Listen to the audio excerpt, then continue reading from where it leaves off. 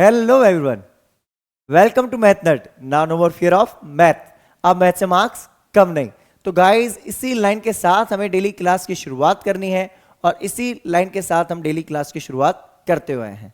तो जैसा कि आपको पता होगा, थंबनेल से आपको पता चल ही चुका होगा, हम डिस्कस करने वाले हैं आज class 10th maths free crash course. हाँ बिल्कुल सही जाना आपने, ये जो क्रैश कोर्स है बिल्कुल फ्री होने वाला है। यहाँ पे आपके जो कंटेंट मिलने वाला है वो बेस्ट ऑफ द बेस्ट मिलने वाला है। अभी तक आप जितने भी चैनल्स पे कंटेंट देख रहे हैं वहां पे कुछ लिमिटेड कंटेंट फ्री होता है, उसके बाद आपको पेड कोर्स खरीदना पड़ता है, राइट। तो ये जो कंटेंट है कंप्लीट फ्री होने वाला है। आज हम डिस्कस करने वाले हैं day 14।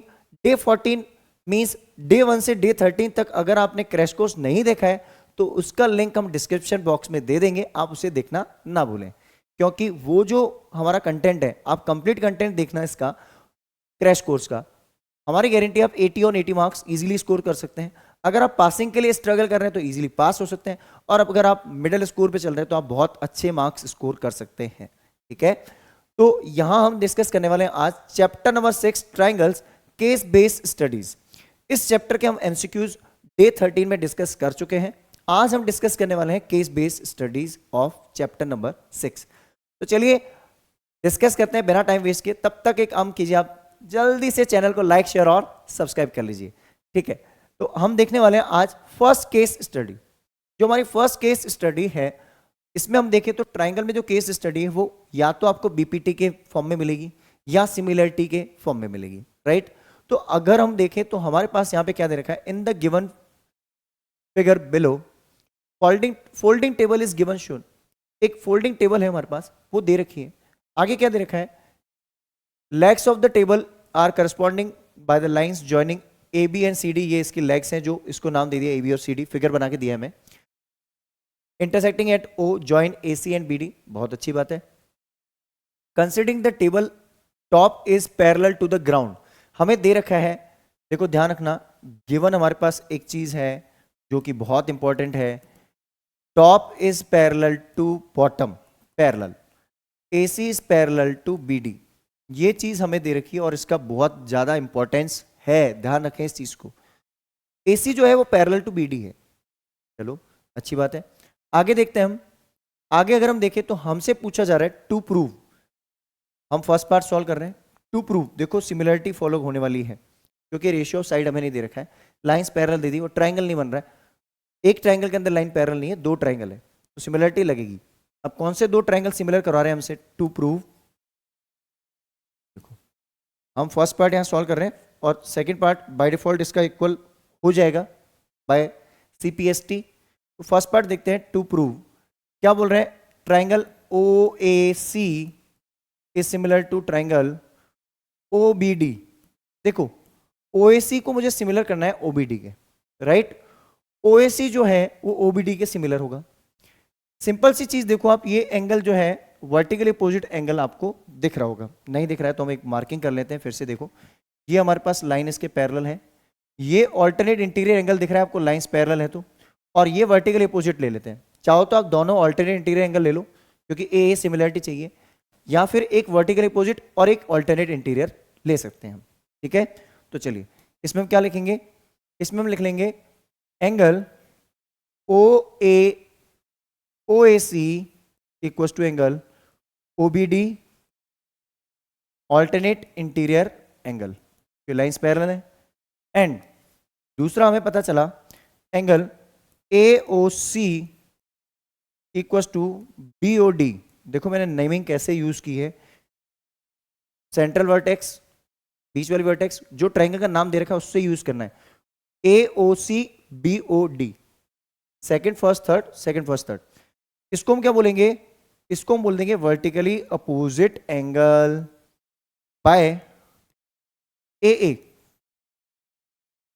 Triangle OAC is similar to triangle OBD। तो बाय CPST हम क्या बोलेंगे, बाय CPST हम क्या बोलेंगे, CPST means corresponding parts of similar triangle, है ना। साइड्स तो होती है रेशियो में इक्वल और एंगल्स होते हैं इक्वल। तो बाय CPST हम क्या बोलेंगे, रेशियो ऑफ द साइड जो होगा OA, देखो अगर मैं यहां से लेता हूं OA स्टार्टिंग वर्टेक्स, तो यहां क्या लेना पड़ेगा, OB equals to OA by OB AC by BD। अब आप बोलोगे सर ये तो सेम रेशियो आ ही नहीं रहा है। अरे एक बात बताओ, इस रेशियो को मैं इंटरचेंज करा दूं, किसको, इस रेशियो को आपस में इंटरचेंज करा दूं, इसको ऊपर भेज दूं, इसको नीचे भेज दूं, इंटरचेंज करा दूं। ये क्रॉस मल्टीप्लाई वाला ही प्रोसेस है, इंटरचेंज हो सकती है दोनों वैल्यू आपस में इंटरचेंज हो सकती हैं ऐसे, ये उधर चला जाए, ये उधर चला जाए, इसका टॉप, लेफ्ट का टॉप और बॉटम एज इट इज रहेगा, ये दोनों इंटरचेंज हो जाएंगे। तो उससे क्या होगा, OA तो ऊपर था, ऊपर ही रहने दो, ये उधर का AC इधर आ जाएगा, ये OB बॉटम से उधर चला जाएगा और BD उधर ही रहेगा। तो ये क्या हो जाएगा, सेकंड पार्ट प्रूव हो जाएगा। अच्छे से क्लियर हो चुका है ना? तो जल्दी से इसका स्क्रीनशॉट ले लीजिए। चलिए, तो आई गेस ये क्वेश्चन आपको बहुत अच्छे से क्लियर हो चुका होगा। ये पार्ट डिस्कस करते हैं इसका थर्ड पार्ट। अब देखिए जो थर्ड पार्ट है इसका, ये थोड़ा सा इजी अप्रोच है। अभी हमने देखा था कि रेशियो ऑफ करस्पॉन्डिंग साइड्स क्या है, इक्वल। तो ratio of corresponding side means मैं ऐसा बोल सकता हूं OA बाय, जो हमने प्रूव किया वही लिख लें, या OA बाय, एक काम करते हैं OA बाय OB, ऐसे भी लिख सकते हो आप, और जो हमने प्रूव किया था वो भी लिख सकते हो, और जो हमसे प्रूव करवाया गया वो भी रेशियो ले सकते हो। तो OA by OB equal to OC by OD, first triangle का फर्स्ट पार्ट उसके रेशियो में, ऐसे कर लेते हैं हम। तो OC बाय OD ये हम इक्वल कर सकते हैं, राइट, क्योंकि दोनों ट्राइंगल सिमिलर हो चुके हैं। कौन से दो triangle, triangle OAC is similar to triangle OBD।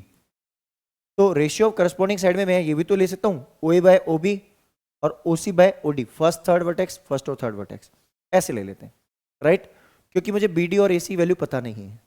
अब मैं ये वाला पार्ट सॉल्व कर रहा हूं, तो देखो थर्ड पार्ट में हम जब ये फर्स्ट थर्ड पार्ट अगर हम सॉल्व करते हैं, तो इसका फर्स्ट जो ऑप्शन है A ऑप्शन, उसको अगर हम देखते हैं तो इसकी वैल्यूज पुट करते हैं, ये हो गया 3x plus 4 divided by x equals to 3x plus 19 divided by x plus 3। Cross multiply कर देते हैं हम, तो ये कहीं ना कहीं हो जाएगा 3x plus 4 into x plus 3 equals to 3x plus 19 into x. ठीक है, ब्रैकेट ब्रेक कर दें, तो 3x इंटू एक्स हो गया 3x square plus 3x into 3 हो गया 9x प्लस 4x प्लस 12। सारी वैल्यूज मल्टीप्लाई कर दी, ब्रैकेट को ब्रेक करना है, इक्वल्स टू x दोनों के साथ मल्टीप्लाई हो गया, तो ये हो गया 3x स्क्वायर प्लस 19x।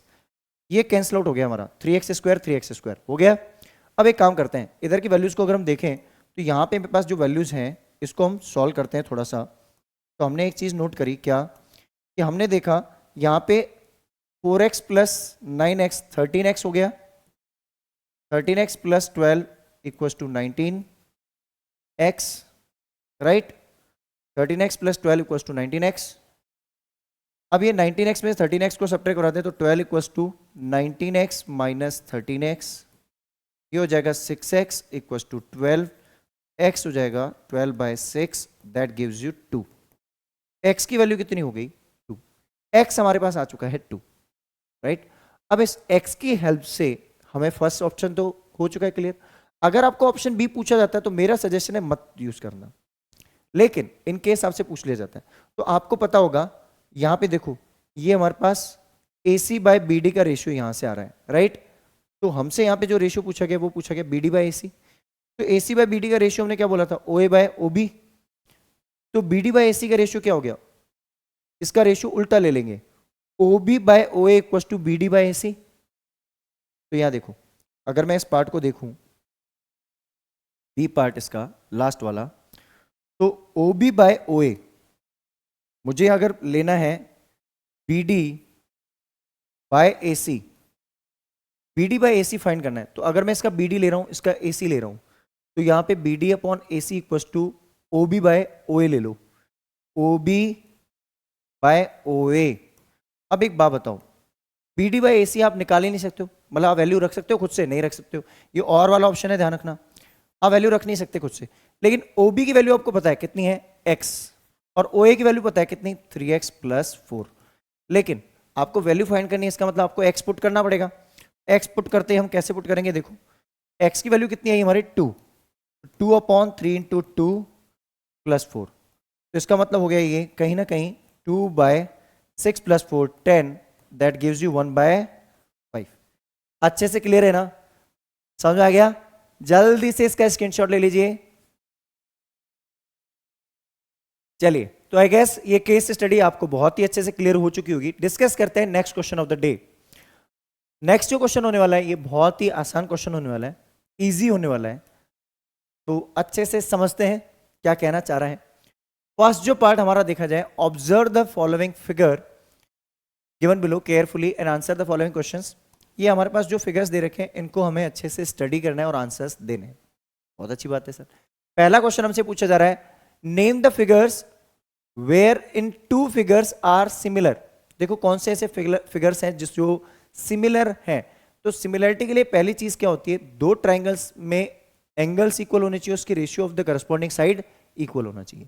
ठीक है, अगर मैं इसमें देखूं तो देखो एंगल पहले चेक कर लो सारे इक्वल है क्या। Angle A P B Q C R और डी एस, ये सारे इक्वल है, एंगल्स इक्वल है। अब ratio of the corresponding side भी इक्वल होना चाहिए। तो देखो अगर मैं यहां से लिखता हूं 1.2/2.4, तो 1/2 रेशियो आ रहा है, मतलब इस वाली साइड का डबल ये है, तो हर एक साइड डबल होनी चाहिए, क्योंकि ए बी के साथ पी क्यू कंपेयर हो रही है, तो बी सी के साथ कौन कंपेयर होगा, क्यू आर। तो देखो 1.2 का डबल 2.4, तो 2.5 का डबल 5, बिल्कुल सही है। 2.4 का डबल 4.8, बिल्कुल सही है। 2 का डबल 4, बिल्कुल सही है। इट मींस ये है, ये सिमिलरिटी को फॉलो कर रहा है। ठीक है, दूसरा फिगर बी में चलते हैं। फिगर बी, तो इसका मतलब अभी तक मेरे पास आ चुका है कि फिगर ए जो मेरा है वो सिमिलरिटी में है, ए है एक तो, और कौन सा है, बी देखते हैं। एंगल चारों 90 है। अब ए बी का रेशियो 3.5, 3.5/3, यहां पे आ रहा है 3/3, अरे यहां पे आ रहा है 3.5 डिवाइडेड बाय 3, और यहां आ रहा है 3/3। क्या ये रेशियो इक्वल है क्या, नहीं, इसका मतलब बी वाला फिगर नहीं है। क्लियरली नो, समझ में आ गया अच्छे से। चलो थर्ड वाला देखते हैं। थर्ड तो ऑलरेडी कॉन्ग्रुएंसी है सर, तो जितने भी फिगर कॉन्ग्रुएंट होते हैं वो आपस में क्या होते हैं, सिमिलर होते हैं। इसका मतलब देखो 3 3 4.5 4.5 2 2, तो ये क्या है, कॉन्ग्रुएंट है। तो कॉन्ग्रुएंट फिगर भी क्या होते हैं, सिमिलर तो होते हैं सर। तो फर्स्ट का आंसर अगर हम लिखें, तो फर्स्ट ऑप्शन का आंसर हमारे पास आ रहा है ए एंड सी, ये दोनों क्या है, सिमिलर है,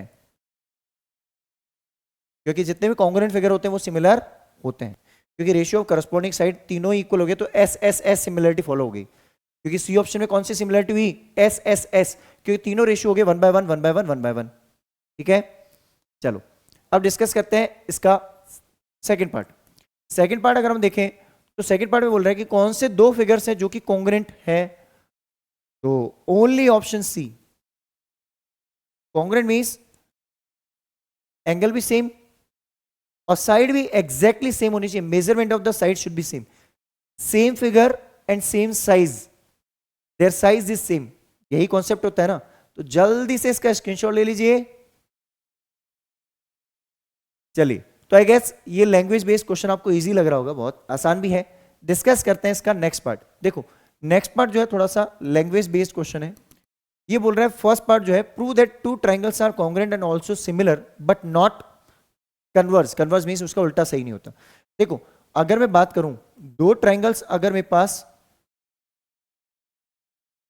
कॉन्ग्रुएंट है, तो कॉन्ग्रुएंट है तो उसकी अगर साइड्स का मेजरमेंट इक्वल है, जैसे ये 3, ये ए बी सी ले लो, इसका नाम ए बी सी, और ये हो गया पी क्यू आर, जैसे मेरे पास पहले फिगर एक क्वेश्चन में दे ही रखा था, ये 3 और ये 3, ये 4.5, ये 4.5, ये 2, ये भी 2। अगर मैं इसका ratio of the corresponding sides लूं तो इक्वल आएगा सिमिलरिटी में। सिमिलरिटी में मेरे पास क्या आना चाहिए, 3/3 इक्वल्स टू 4.5 और 4.5, और ये हो गया 2/2। तो ये तीनों रेशियो इक्वल आ रहे हैं ना, इसका मतलब कि क्या है, सिमिलर तो है ही और कॉन्ग्रुएंट भी है, मतलब कॉन्ग्रुएंट से सिमिलर कॉन्ग्रेंट फिगर सिमिलर हो सकते हैं क्योंकि ये तीनों साइड जो है इसकी आपस में क्या है, इक्वल है। तो congruent figures are similar, yes. लेकिन अब देखो सिमिलर कॉन्ग्रेंट नहीं होते, उसका एग्जांपल देखो। दो ट्रायंगल्स है जिसमें दो एंगल इक्वल है, A B C P Q are.